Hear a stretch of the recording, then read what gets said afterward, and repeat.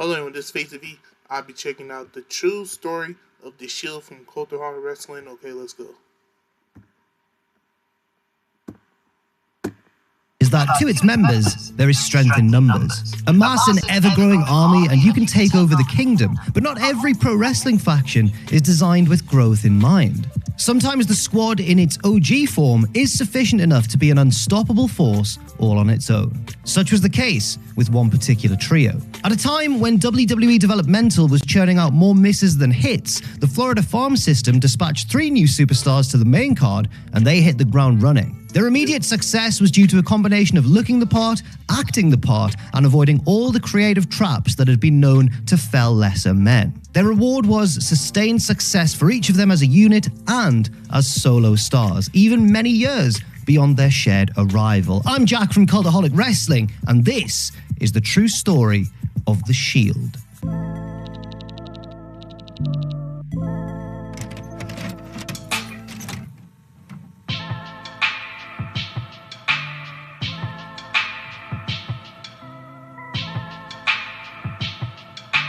To say that Florida Championship Wrestling turned NXT wasn't really producing obvious winners in 2012 would be an understatement. For every Wade Barrett, Alberto Del Rio, and Sheamus that found traction on the big stage, there were a lot of body guys, nepo babies, and one-trick ponies that either failed miserably or never had much of a chance anyway to make good on any potential they had. It probably didn't help that most of the call-ups were humbled on the needlessly tacky NXT game show of the early 2010s. Additionally, too many prospects debuted with nothing more than an uninteresting name, generic short trunks, and no real discernible character quirks. When the upper tiers were full of, fully formed stars, what chance did the Derek Batemans and Johnny Curtises and Percy Watsons have of getting over, at least in those unmolded roles? That's what made the arrival of 3 particular men so interesting. No developmental call-ups had stormed the gates of WWE in the manner that they had in a very long time. One of the 3 men was Dean Ambrose, signed to Developmental in the spring of 2011. As Jon Moxley, Ambrose carved out a special niche on the independent scene over the preceding 5 or 6 years. Moxley left chunks of his anatomy on the canvases of CZW and Dragon Gate USA.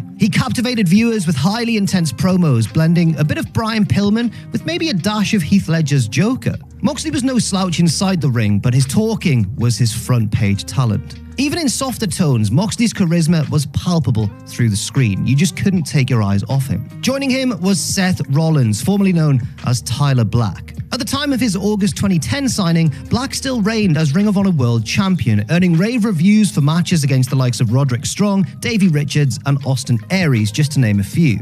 Perhaps more impressively, Black was only 23 years old when he was given that championship reign from Ring of Honor booker Jim Cornette. Capable of delivering big match performances at such a young age, Tyler Black was so highly thought of by Cornette that the promoter did all he could to get him to turn down a contract offer from TNA, fearing that they would waste his copious talents. Shortly after, WWE came calling with their offer, which Black took with Cornette's blessing.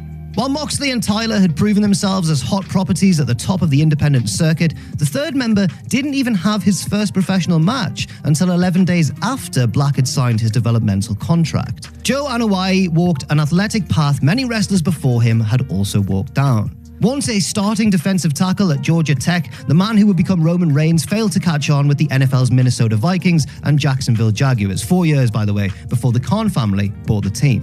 After a year spent playing football in Canada, Reigns eventually decided to transition from the gridiron to the squared circle. Of course, Reigns is part of a famous wrestling family, or shall we say, bloodline. His father is legendary Wild Samoan Sika, while his brother Matthew played Rosie of the 3-Minute Warning. And that's just scratching the surface of the Anoa'i family's involvement in pro wrestling throughout the generations. Initially dubbed Leia Key, Anoa'i picked up experience over the next 2 years. He won Florida's tag team titles with Mike Dalton, the future Tyler Breeze, but his most famous farm system foray occurred earlier in 2012. On January 12th, to determine a #1 contender for the territory's top belt, Leia Key won an inconspicuous triple threat match over Dean Ambrose and Seth Rollins. This match was understandably more widely disseminated years later, given its significance in hindsight. While Leakee was earning tag team gold, Ambrose was tormenting an aging William Regal during a particularly personal feud. Meanwhile, following the official transition from FCW to NXT, Seth Rollins became the rebrand's first champion, winning a tournament final over Jinder Mahal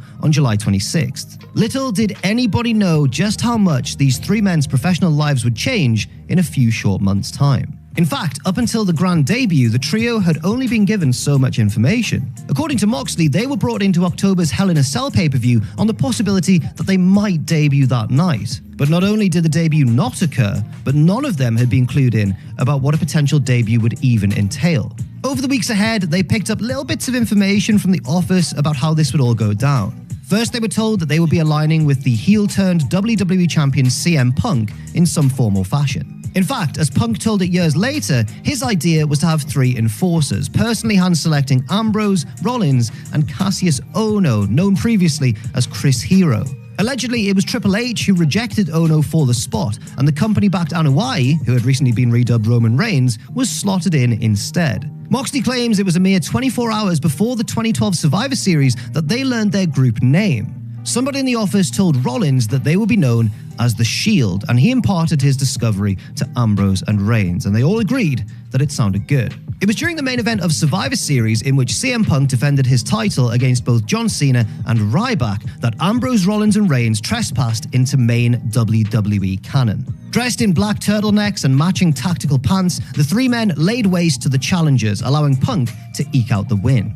Originally, the three men were supposed to wield bulky riot shields as part of their entrance. But since the shield would be entering through the crowd, it was agreed that lugging around such cumbersome equipment would be more trouble than it was worth. The physical gimmicks weren't needed though. Right from the jump, Ambrose, Rollins, and Reigns felt more important than every other call-up in recent memory. Perhaps it was the fact that they didn't wear the same generic style of trunks and boots that the conveyor belt cough-ups invariably wore. Or perhaps it was the sheer effectiveness of their attack on John Cena and Ryback. Whereas other call-ups looked superficial and green, the Shield already looked like absolute pros. And yes, of course, it helped that two of them were seasoned indie stars that had worked countless matches against comparable prodigies. Even the initial promo was many levels above the usual rookie fare. Queried in a sit-down about their motives and their associations, the Shield, and especially Dean Ambrose, nailed their introductory verbiage. Understated muscle, Roman Reigns said little, while Ambrose and Rollins talked about their disdain for injustice. Seth was sincerely to the point, whereas Ambrose spoke with measured diction that barely hid his chaotic urges. They denied an affiliation with CM Punk while vowing to instill justice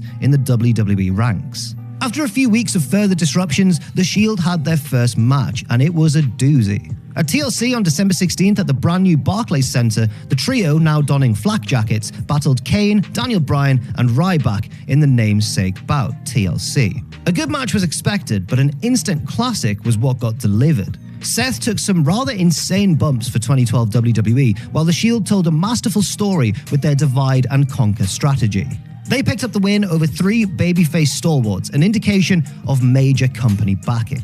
But that would be the Shield's only televised match during their first 3 months with WWE, but this was to their advantage. So alluring and so intriguing was this new group that dispatching them in small doses to the audience would make their matches even more special. In the meantime, the Shield staged attacks on various babyfaces and legends, preceded by rather unique theme music. It began with the three members alternating words from the NATO phonetic alphabet, reciting Sierra, Hotel, India, Echo, Lima, and Delta, of course to spell Shield. In only a short amount of time, fans associated that vocal drop with imminent danger.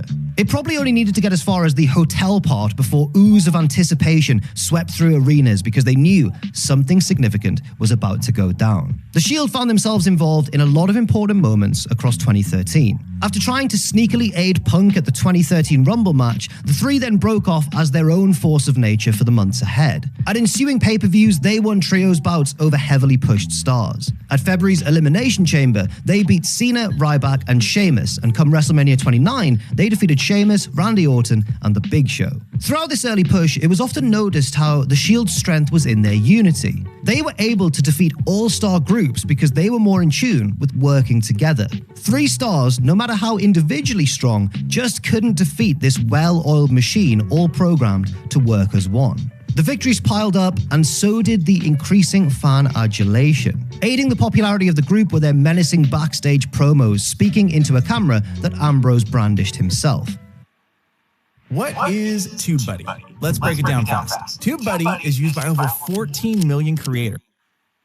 In a short time, the three men carved out distinct personalities. Ambrose showed himself to be a calm and collected sociopath who spoke with measured aim about the impending mayhem. Seth wasn't maybe quite as good on the mic, but his virtuoso athletics immediately ranked him among WWE's finest in-ring workers of the time. And Reigns was well protected as the group's equalizer, cleaning house whenever a heavyweight on the other side managed to put Ambrose and/or Rollins at bay. Part of the Shield's fun was that there was no clear leader. Was it Ambrose, the lunatic fringe, or was it Seth, the strategist called the Architect on commentary, or was it Reigns, the looming big dog? There seemed to be parity in the Shield's social order, where no man was more important than the other two. Fans were seemingly invited to interpret the Shield's ranks however they chose. But perhaps, however, it was Dean who was really the leader, I guess, seeing as he was the first to win singles gold. That May, at Extreme Rules, Dean Ambrose downed Kofi Kingston to win the United States title, while Reigns and Rollins defeated Bryan and Kane to win tag team gold the same night. Though Roman may have had the greatest potential as a solo star, he still had less than 3 years experience, remember, so picking up seasoning alongside a real pro like Seth Rollins, as well as Ambrose in those 6-man tag matches, would definitely serve to level Roman up. Holding 3 titles at once only made the Shield feel like a bigger deal, but now it was time for the group to show a little vulnerability. In the late summer, the Shield became paid mercenaries for Triple H and the Authority. During a quite hot and cold 2013 for WWE, one of the better storylines saw the Authority flex their powers on the Rhodes family, including the family patriarch, Dusty Rhodes. At the quite notoriously wretched Battleground pay-per-view in October, maybe the one worthwhile match saw the previously fired Cody and Goldust win their jobs back and save Dusty's position in NXT with an emotionally charged non-title win over Rollins and Reigns. 3 weeks later, the Rhodes boys won the tag team belts from the champions. After this, the Shield began demonstrating a bit of friction, and it seemed like a split may have been imminent. They actually lost a 3-on-1 handicap match against CM Punk at December's TLC due to miscommunication. Then at the Royal Rumble, Reigns, who made a new record of 12 eliminations during the match, dumped both Ambrose and Rollins out while the pair were on the verge of eliminating Cesaro. Reigns ended up taking second place in the match, falling short against the very derided company choice, Batista. That's because the fans really wanted Bryan to win, and he wasn't even in the bout. The trio then entered into a well-received side feud with WWE's other preeminent 3-man faction, the Wyatt family. Though everybody was, a heel really, the 6 men were almost inarguably WWE's most popular call-ups of the prior year plus, as evidenced by the audience response to both groups, especially when they all came face to face. The faith of the fans was absolutely rewarded through an excellent 6-man tag team match at the 2014 Elimination Chamber, which was won by the Wyatts. Dissension was now more evident among the Shield, but they managed to recoalesce during a long overdue face turn. Spurning the Authority, they won a very short WrestleMania 30 bout over right-hand man Kane and Authority lackeys the New Age Outlaws. One night later on Raw, the group reaffirmed their new alignment, backing up the new WWE champion Daniel Bryan when the Authority went to attack. The Shield quickly became WWE's top babyface act, earning wild cheers in victories over a reformed Evolution at Extreme Rules and Payback respectively. Though all 3 men had obvious singles prospects, their potential as main event players was never more evident than when they were taking down Helmsley, Batista, and Orton. And WWE agreed. That's why they executed one of the most shocking heel turns in history just one night after that match at Payback. With Batista whisked back to Hollywood, the Authority needed to fill a major void. On the June 2nd, 2014 episode of Raw, Helmsley and Orton went to confront the Shield for a show-ending brawl. Triple H emphasized the existence of a Plan B, and that's when Seth Rollins shockingly hit Roman Reigns with a steel chair. Fans watched in horror as Rollins joined Randy Orton and Triple H in laying out Reigns and Ambrose. At seemingly the peak of their popularity, the Shield, WWE's resident Hounds of Justice as they were sometimes known, they had been abruptly disbanded. However, the pushes for the 3 men still persisted. Seth became the Authority's new golden boy, a proud sellout with designs on singles greatness, something he got a fast start on by winning the Money in the Bank briefcase. Dean Ambrose fell back on unkempt derangement, becoming something of a working-class do-gooder in his mission to make Seth's life a living hell. And as for Roman, he sort of did his own thing, retaining the General Shield costume and a modified version of the theme music. Coupled with some quite regrettable promos, Reigns experienced a major dip in audience reception, probably because it just felt like WWE was simply pushing him way too hard, way too fast. Over the 3 years that followed, all three men held the WWE Championship. In fact, they all held it minutes apart on the very same night. At Money in the Bank on June 19th, 2016, Seth won the title for the second time by ending Roman's third reign with the gold. But then Ambrose, who had just won the Magic Briefcase about an hour earlier, immediately cashed in, spiking Rollins with his Dirty Deeds DDT to win the belt for his first and only time. Come 2017, a reunion was on the cards. Seth was turned back babyface but remained estranged from his old brothers for the time being. That summer, with the pair of them at odds with tag champions Cesaro and Sheamus, Seth tried reuniting with a distrustful Ambrose who just couldn't let go of the betrayal. Finally, after weeks of teasers, Ambrose reunited with Seth in a memorable scene, and the two won the tag team titles from Sheamus and Cesaro at SummerSlam. By early autumn, the two were back with Reigns and it was a full-blown Shield reunion. The three were meant to team together at TLC, but an illness briefly sidelined Roman. But that gave us the wonderful experience of Kurt Angle as a one-night-only Shieldsman, because Kurt Angle apparently can do anything.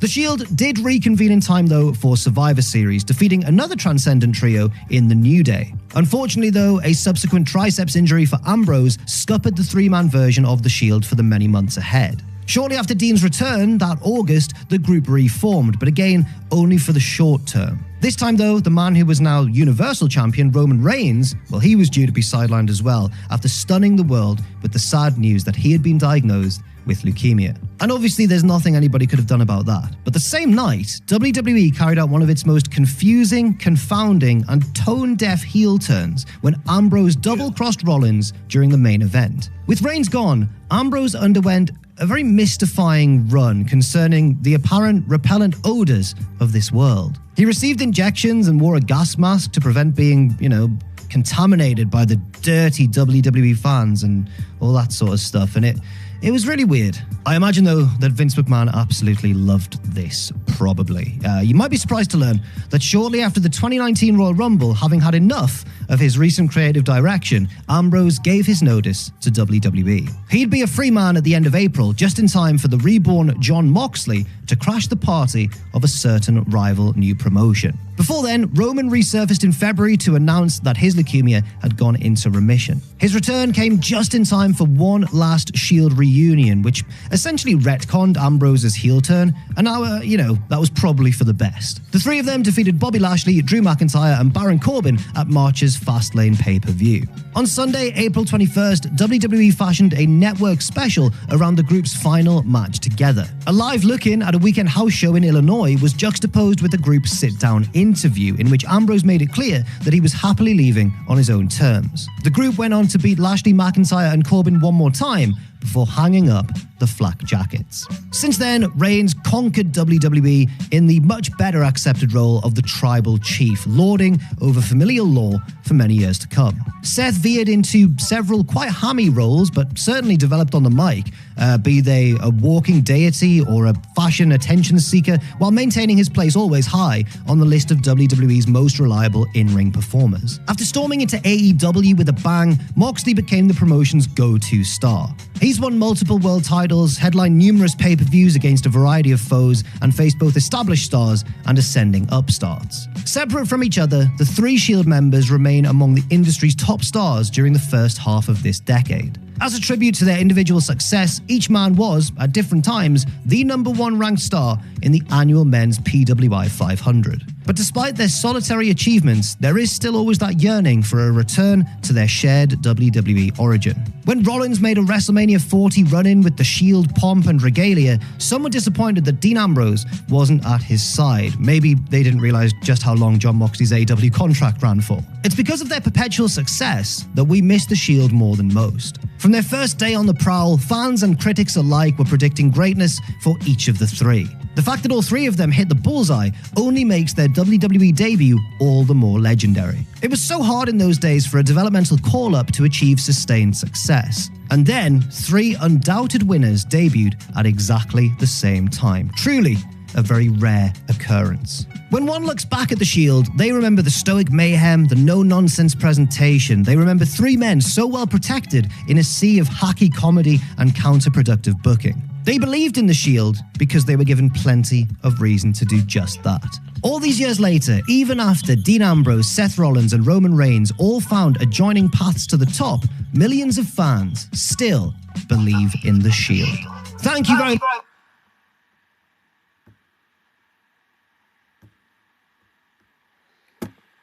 Hey, good video by Koto Hall Wrestling. That was a good video by them. Don't forget to like, comment, subscribe, share the video. See you next time. Peace.